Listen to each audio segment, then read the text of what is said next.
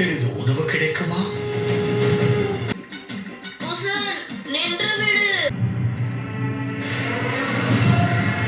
அயோத்தியின் அன்னபூரணி காட்டில் தெரிந்து கொண்டிருக்கிறார். ஆனால் இந்த யாகத்தில் விருந்தா? என்ன ஒரு துர்பாக்கியம்! சீதையை கைவிட்ட பிறகும் ராமனை பாடிக்கொண்டிருக்கிறார். சீதையை பிரிந்த பிறகும் ராமன் மகானாகிவிட்டார். அசுவமேத யாகத்தின் அக்னி எனக்கு இந்த உணவு புனிதமற்றது, விஷம். அதோடு அடிபட்ட காயத்தில் உப்பை குத்துவது போல் இருக்கிறது. நில்லுங்கள் சிறுவர்களே, உங்களுக்கு ஒரு பரிசை கொண்டு வந்திருக்கிறோம். தயிர், வெண்ணெய் மற்றும் லட்டு. இருக்கட்டும், இதற்கு எந்த அவசியமும் இல்லை. வயிறு நிறைய சாப்பிட்டு விட்டோம். தாருங்கள் தாருங்கள்.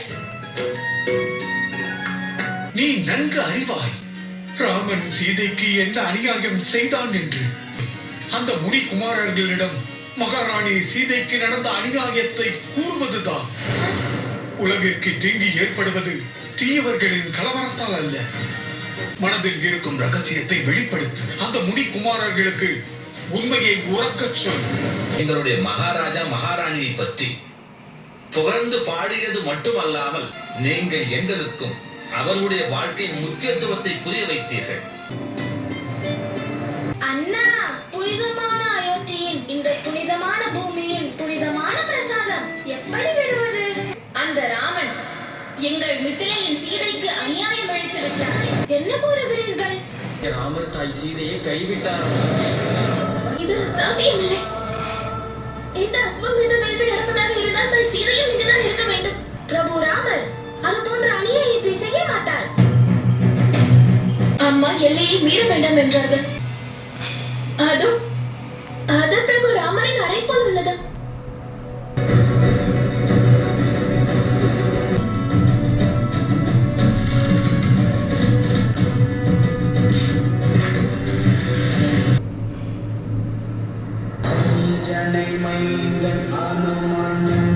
யாரது? அனுமனவர்களா?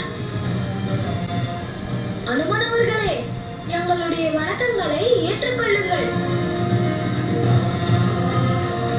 ஒரு ராம பக்தர் இன்னொரு ராம பக்தரை பிடித்து விட்டார். இவரும் நம்மை திருடன் என்று எண்ணி விடுவார்.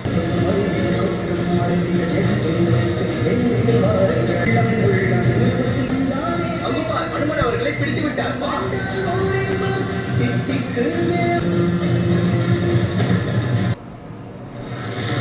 இப்படி மிகப்பெரிய உருவத்தை காட்டி எங்களை பயமுறுத்த விரும்புகிறீர்களா? உங்களுடைய எண்ணம் நிறைவேறியதாக எண்ணி விடாதீர்கள். நான் முன்பே நீங்கள் வருவதை பார்த்து விட்டேன். நானும் உங்கள் அருகே வர வேண்டும் அனுமன் அவர்களே. நாங்கள் பிரபு ராமர் தாய் சீதையை தரிசிக்க விரும்புகிறோம். ஆனால் நாங்கள் அந்த சுவரை தீய எண்ணத்தோடு தாண்டவில்லை. யாருடைய வாயில் பிரபு ராமர் மற்றும் தாய் சீதையின் பெயர் வருகிறதோ அவர்களை தோல்வியால் தொடக்கூட இயலாது. அது மட்டுமல்ல, எனக்கு முழு நம்பிக்கை இருக்கிறது. சீதாராமனின் புகழை பாடும் முனிகுமாரர்கள் அவரோடு யுத்தம் செய்ய வந்திருக்க மாட்டார்கள். உங்கள் உருவத்தை இவ்வளவு பெரிதாக்கினீர்கள். இவரால் அயோத்தியை பாதுகாக்கும் பொறுப்பை ஏற்க முடியும். எல்லா பக்கமும் கண்காணிக்க இயலும். எதுவாக இருந்தாலும் கூறுங்கள், நான் தீர்த்து வைக்கிறேன். பக்தி அனுமன் அவர்களே, தாய் சீதா மற்றும் பிரபு ராமரை தரிசிக்க இங்கு வந்தோம். ராஜா ராமர் அவர்கள் தனது மனைவிக்கு அநியாயம் செய்தாராம். அம்மா சீதையையும் சந்தித்து நிரூபிக்க வந்தோம். உங்கள் இருவரையும் பிரபு ராமரை பார்ப்பதற்காக நான் அரசவைக்கு அழைத்துச் செல்கிறேன். புத்தியோடு பலமும் தைரியமும் உங்களிடம் இருக்கிறது. நாங்கள் தான் உங்கள் நண்பர்கள், எங்கள் அம்புகள் அல்ல. வனதேவி, என்ன குருமாதா? இதை குடியுங்கள். உங்கள் மனதை அமைதிப்படுத்தும். மிக்க நன்றி குருமாதா. ஓய்வெடுத்துக் கொள்ளுங்கள். லவனும் குசனும் அவர்களுடைய தெய்வத்தை பார்க்கட்டும். அவர்களுடைய பக்திக்கு எந்த குறையும் ஏற்படக்கூடாது.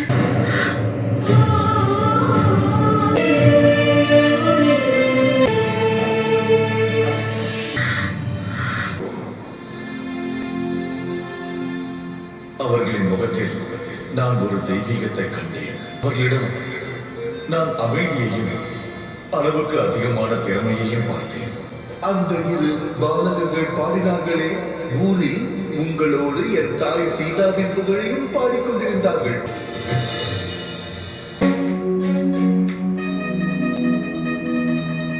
நன்றாக இருக்கிறது. முன்பெல்லாம் மெல்லோட உட்கார்ந்து இருப்பீர்கள், இப்பொழுதெல்லாம் வீணையோட உட்கார்ந்து இருக்கிறீர்கள். துடைத்துக் கொண்டே இருந்தால் வீணை உடைந்துவிடும். வீணை என்ன, முகத்தையும் அப்படிதான் மின்ன வைப்பேன். தேய்த்து தேய்த்து சிறியதாகிவிடும். அவர்கள் மகாராணி சீதை. அம்மா என்று அழைக்கும் போது கோபப்பட்டு விட்டால் முட்டாள் பாலகன். அந்த ராமனின் தர்ம பத்தினி சீதையடா, சீதா. அழகான, எளிமையான மற்றும் அன்பு நிறைந்தவர்கள். அனைவரும் அவர்களை அம்மா என்றுதான் அழைத்துக் கொண்டிருப்பார்கள். அம்மா சீதை இங்கு இல்லை என்று லவன் குசனுக்கு தெரிந்துவிட்டால் என்ன நடக்கும்? நான் அவர்களிடம் உண்மையை கூறி